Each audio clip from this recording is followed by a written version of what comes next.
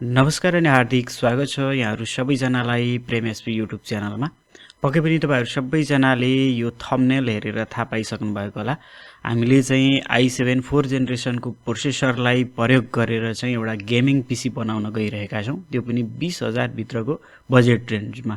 यसमा चाहिँ तपाईँहरू गेमर हुनुहुन्छ भने तपाईँहरू GTA 5 गेम खेल्नुहुन्छ, अथवा तपाईँ डिजाइनर हुनुहुन्छ, premier pro, after effect, Photoshop चलाउनुहुन्छ, कोडिङ गर्नुहुन्छ, एन्ड्रोइड स्टुडियो, भिजुअल स्टुडियो चलाउनुहुन्छ, इन्जिनियर हुनुहुन्छ, अटोक्याडहरू चलाउनुहुन्छ भने तपाईँहरूको लागि यो पिसीले एकदमै काम दिन्छ।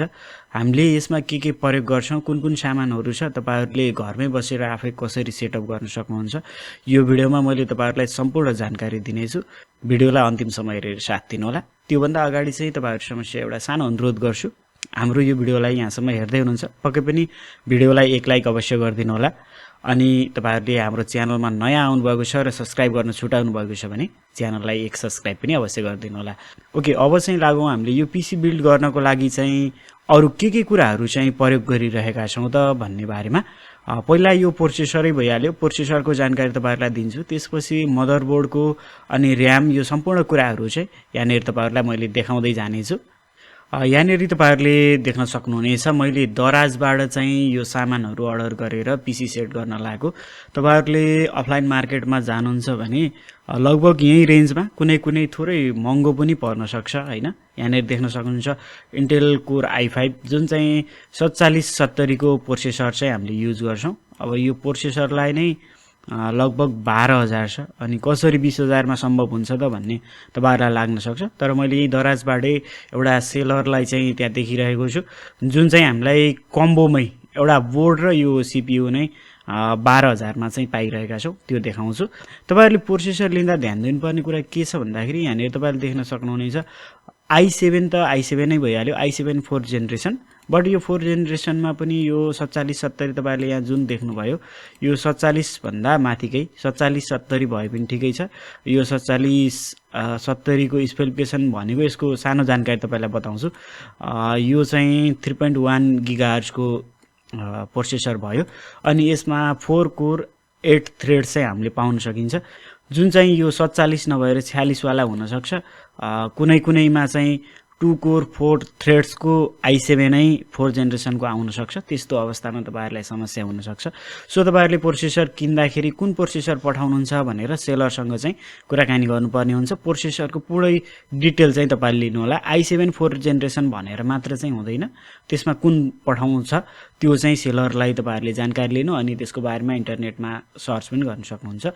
यदि तपाईहरुलाई अलिकति टेक्निकल नलेज छ भने तपाईहरुले अफलाइन मार्केटमा गएर पिसी बिल्ड गर्न भन्दा यसरी लिँदाखेरि केही सस्तोमा चाहिँ तपाईहरुले आफ्नो पिसी चाहिँ बिल्ड गर्न सक्नुहुनेछ। यो भयो प्रोसेसरको कुरा। ओके, अब अर्को हामी बोर्ड तर्फ लागौं। बोर्ड तर्फ लाग्नु पर्दाखेरि चाहिँ यहाँनेर तपाईहरुले देख्न सक्नुहुन्छ जेब्रोनिकको यज 81 बोर्ड चाहिँ हामीले प्रयोग गर्छौं, देख्न सक्नुहुन्छ यो कम्बो सेट हो।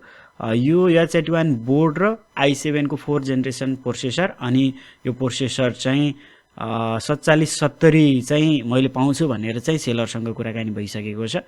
यो प्रोसेसर चाहिँ 12,000 मा यो कम्बो सेट पाइएको छ। सो मैले छुट्टै बोर्ड छुट्टै र यो सीपीयू छुट्टै चाहिँ लिएको छैन, किन भन्दाखेरि सीपीयू लिँदाखेरि 12,000 यतिकै परिहाल्यो प्रोसेसरलाई मात्रै, त्यसपछि यो बोर्डलाई नै 4500 जति लगभग परिहाल्छ हैन। यो बोर्डले चाहिँ 4 जेनेरेसन 5th जेनेरेसन सपोर्ट गर्छ, बुझेर लिनु होला।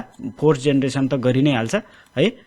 यो बोर्ड चाहिँ हामीले प्रयोग गरेका छौं। यो बोर्डको विशेषताको बारेमा कुराकानी गर्नु पर्दाखेरि यसमा हामीले NVMe M.2 चाहिँ लगाउन सकिन्छ, एउटा स्लट चाहिँ हामीले यसमा पाउन सकिनेछ। अनि र्याम हामीले यसमा चाहिँ 16GB सम्म चाहिँ लगाउन सकिन्छ। हामीले चाहिँ 16GB सम्म लगाउन सकिन्छ, बट अहिले सुरुमा चाहिँ मैले 8GB को बाट चाहिँ सुरु गरेको छु। यदि तपाईसँग बजेट अलि बढी छ भने र्यामलाई बढाउन पनि सक्नुहुन्छ, नत्र यही 8GB मा पनि हामीले मजाले काम गर्न सकिन्छ। यो भयो बोर्डको र यो प्रोसेसरको कुरा। ओके, अब चाहिँ यसमा स्टोरेज चाहिँ हामीले के प्रयोग गर्छौं एसएसडी भन्दाखेरि चाहिँ हामीले 128GB को NVMe M.2 प्रयोग गर्छौं। त्यो बोर्डमा NVMe लाग्ने हुनाले हाम्रो कम्प्युटर फास्ट चल्छ, गेमिङ गर्दा होस् या अन्य कुरा फास्ट हुने हुनाले मैले चाहिँ यो 128GB को एनबिएमई चाहिँ प्रयोग गरेको छु।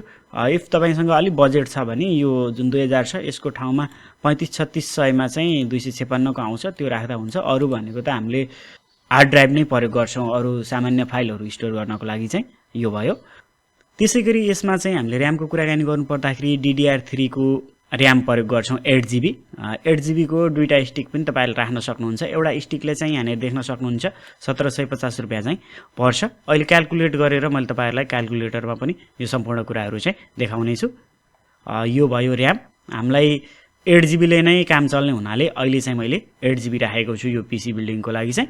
ओके, त्यसपछि यहाँनेर देख्न सक्नुहुनेछ सीपीयू कुलिङ फ्यान चाहिँ हामीले नर्मलै प्रयोग गरिएको छ फन्टेकको चाहिँ।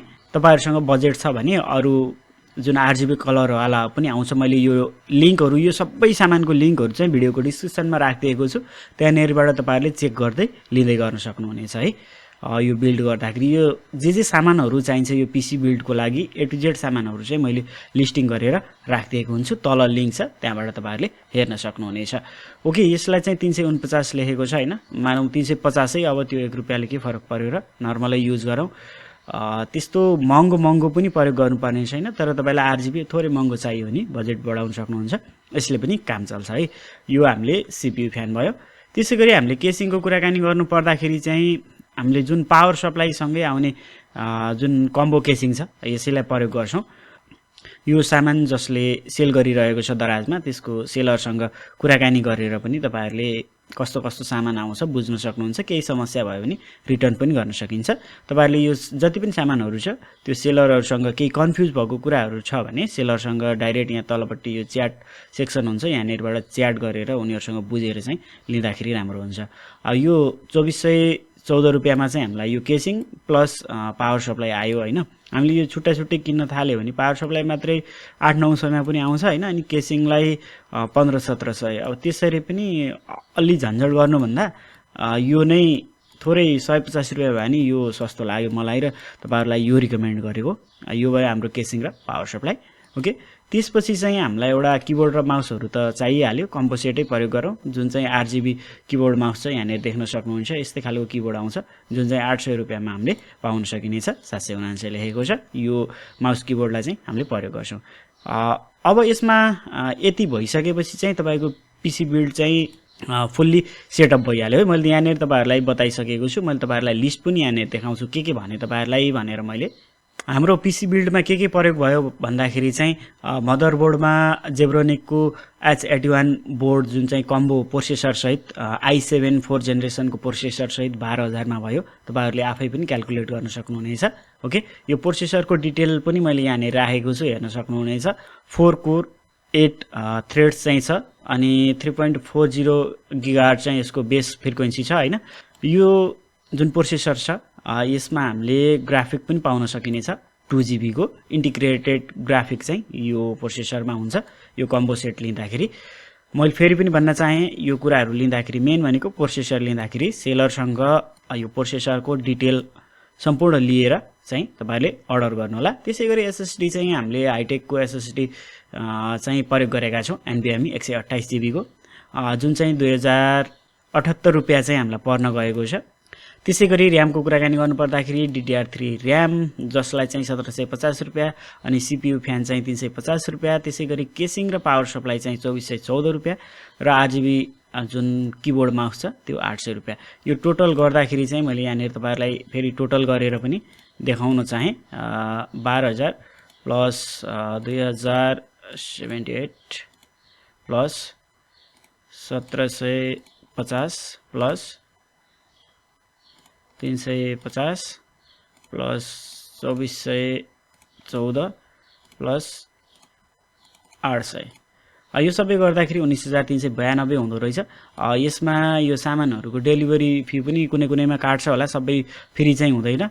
लगभग 300-400 रुपैयाँ यसमा डेलिभरी चार्ज जोड्नुस् हैन। त्यो जोड्दाखेरि 20000 मा तपाईको पीसी चाहिँ फुल्ली रूपमा बिल्ड भयो। यो भयो पीसी मात्रै बिल्डको कुरा।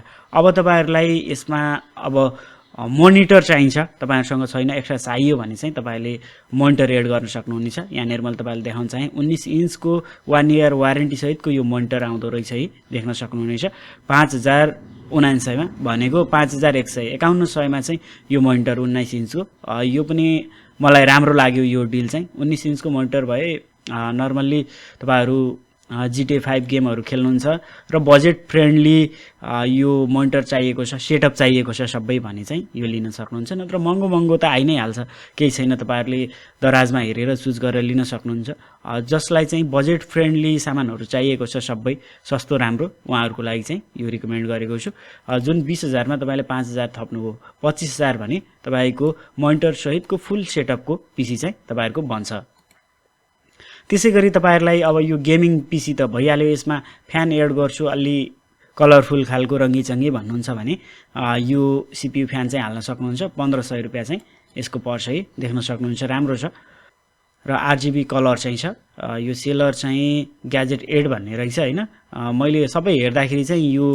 यानेरी चाहिँ यो वाला चाहिँ राम्रो मानेर तपाईहरुलाई रिकमेन्ड गरेको यो पनि मैले लिस्टमा राख्दिन्छु त्यसैगरी अर्को भनेको तपाईहरुले स्टोरेजको लागि हार्ड ड्राइभ चाहिँ जोड्न सक्नुहुनेछ देख्न सक्नुहुन्छ 500 जीबी को हार्ड ड्राइभ 1798 मा चाहिँ तपाईले पाउन सक्नुहुन्छ लगभग भनौं न 1800 मा चाहिँ 500 जीबी को हार्ड डिस्क जसले तपाईलाई आफ्नो फाइलहरु स्टोर गर्नको लागि चाहिँ निकै सहयोग गर्नेछ तपाईहरुको बजेट अलि छ फाइलहरु ठूलो छ भने चाहिँ 1 टीबी को लागि चाहिँ प्रयोग गर्न सक्नुहुनेछ र नर्मल्ली युज छ भने चाहिँ तपाईहरुले यही 500 जीबी र जुन हामीले एनवीएमई प्रयोग गरियो 128 जीबी को त्यसैमा चाहिँ तपाईको काम चल्छ यो i7 4 जेनेरेसन को जुन हाम्रो पीसी सेटअप छ यसमा चाहिँ हामीले लगभग सबै जसो कामहरु चाहिँ गर्न सकिन्छ यसमा इमुलेटर पनि हामीले चलाउन सकिन्छ यसमा मैले अघि पनि भनिसके तपाईहरुले एडिटिङ गर्नुहुन्छ भने एडिटिङ पनि गर्न सकियो तपाई प्रोग्रामर हुनुहुन्छ कोडिङ गर्नुहुन्छ भने एन्ड्रोइड स्टुडियो भिजुअल स्टुडियोहरु पनि चलाउन सकियो यही नै थियो यदि तपाईहरुले यो भिडियोमा केही नबुझेको कुराहरु छ भने पक्कै पनि कमेन्ट गर्न सक्नुहुनेछ यो एउटा बजेट पीसी बिल्ड थियो हामीले इन्टेलको i7 4 जेनेरेसन प्रोसेसरलाई प्रयोग गरेर आगामी दिनमा यो भन्दा अझै हाई रेन्जको र अन्य पीसी सेटअपको भिडियोहरु पनि लिएर आउने छु तपाईहरु इन्ट्रेस्टेड हुनुहुन्छ भने पक्कै पनि कमेन्ट गर्दै जानु होला आजको लागि चाहिँ यो भिडियो यति नै हामीलाई यहाँसम्म हेर्नुभयो सबैजनालाई धेरै धेरै धन्यवाद